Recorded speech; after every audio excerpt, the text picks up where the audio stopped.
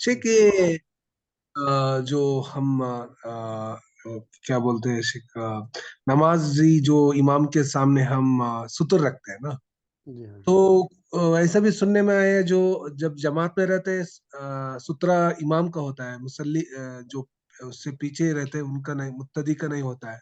जी हाँ। जी हाँ। जो इंडिविजुअल पढ़ते हैं जो उनका इंडिविजुअल, तो ये मुझे उसका एग्जैक्टली वो थोड़ा दलील चाहिए था शेख, मतलब जो क्योंकि कभी इमाम नमाज पढ़ाते हैं।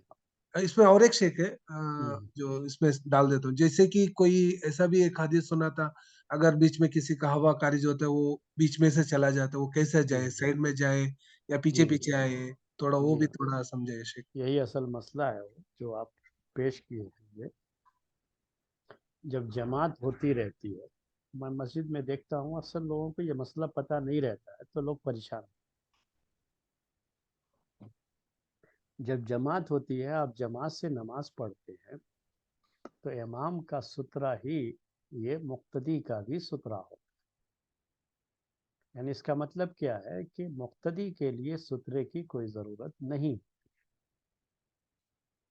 इमाम के सामने से नहीं गुजर सकते, मुक्तदी के सामने से आप गुजरेंगे तो कोई फ़र्क नहीं पड़ता उस हालत में। ये मतलब होता है कि इमाम का सुतरा ही उसमें असल सुतरा है, मुक्तदी का सुतरा नहीं रहता है उसमें, जब आप इमाम के साथ नमाज पढ़ते।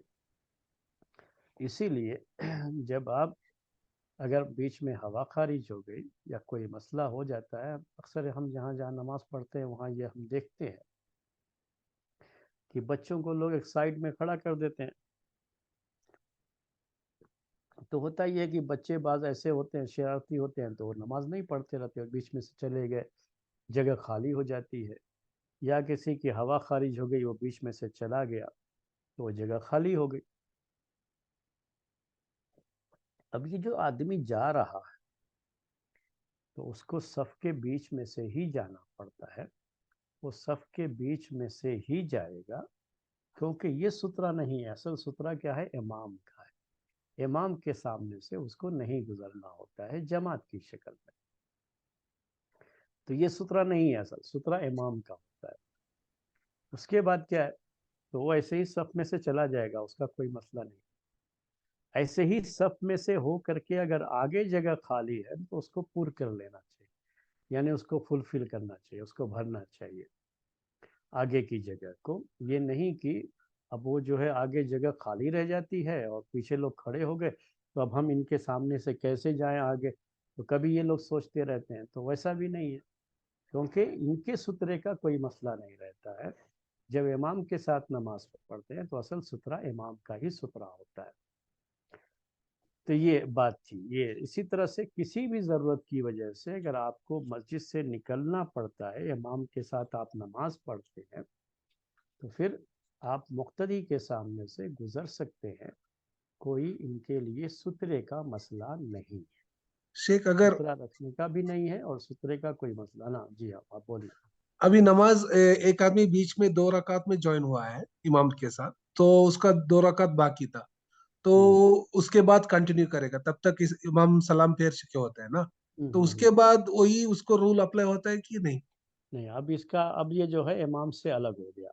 अच्छा। जैसे ही इमाम ने सलाम फेरा, वैसे ही इमाम के साथ आपकी जो कंटिन्यूटी थी ना, जो आपकी जो है, आपका जो कनेक्शन था, कह लीजिए आपका जो ताल्लुक था, वो कनेक्शन जो है कट गया आपका।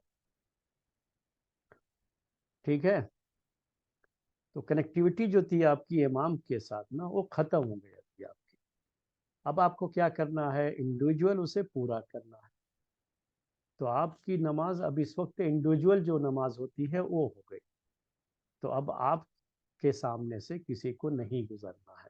अगर कोई गुजरेगा तो आप उसको रोक सकते हैं गुजरने से। लेकिन जब आप जमात में होते हैं इमाम के साथ, तो आपको रोकना नहीं होता। कोई जा रहा है तो उसको जाने दीजिए, कोई मसला नहीं, क्योंकि आपके जो है सुतरे का कोई मसला नहीं है नमाज की हालत ठीक है शेख, में। जजाकल्लाह खैर, क्लैरिफाई हो गया शेख।